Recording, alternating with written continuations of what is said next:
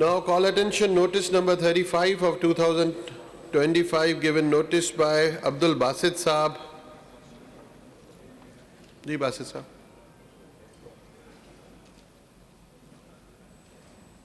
Thank you very much, Speaker Saab. Will the Honourable Minister for Local Government Sindh may please to give answer statement that whether it is a fact that despite the increase of UC OZT tax or fund from 5 lakh to 12 lakh in the budget 2024-2025, no visible work, civil work and basic services had been carried out in many UCs and no expenditure or utilization reports have been provided. What steps are being taken to ensure transparency and proper use of these funds? Speaker साहब अगर आपकी इजाज़त हो अगर 2 minute जी मुझे मिल जाएं।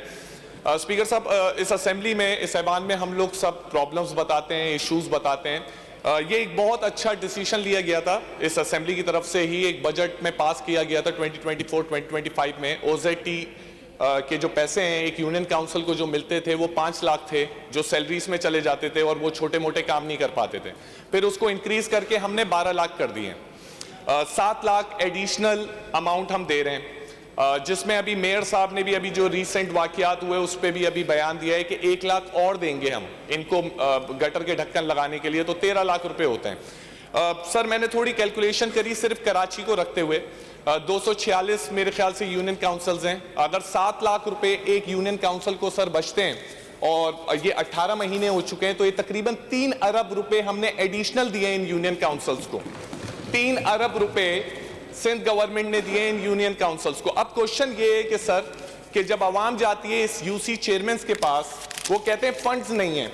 अब मेरा सवाल ये है कि जब 5 लाख मिलते थे तब भी फंड नहीं था, 12 लाख मिलते हैं तब भी फंड नहीं है, एक गटर का ढक्कन नहीं दे रहे ये लोग, स्ट्रीट लाइट्स नहीं लगा रहे, कोई छोटा मोटा सेवरेज का काम नहीं कर रहे इलाकों में, और ये जमीनी खुदा बने हुए हैं ये यूसी चेयरमैन।